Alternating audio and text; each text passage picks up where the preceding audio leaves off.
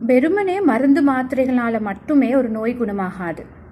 விசேடமாக வயோதிபர்களுக்கு, வயசு போன அம்மா, அப்பா, அத்தை, மாமா இவங்க மாதிரியாக்கள் நிறைய பேர் கிளினிக்கு வராங்க.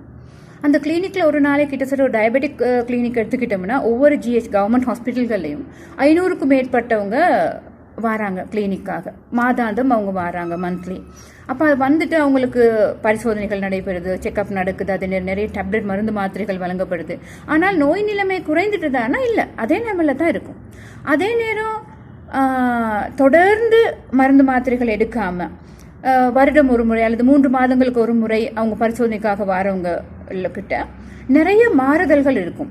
நோய் நிலைமை ரொம்ப குறைஞ்சிருக்கும் அவங்களோட. அதே நேரம் அநேகமாக ப்ரெஷர், கொலஸ்ட்ரால், சுகர் மாதிரி நோய்கள் இருக்காது சிலருக்கு.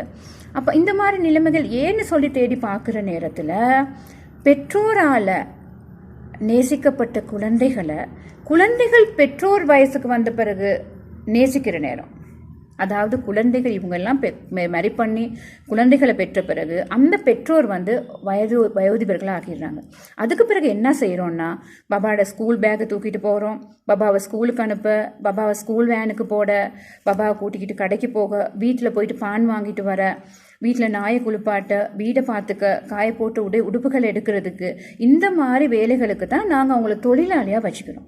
இன்னொரு பிள்ளையை செய்கிறோம் என்னம்னா, கணவன் மனைவியாக இருக்க அந்த தம்பதியரை நம்ம பிரிச்சிடுறோம்.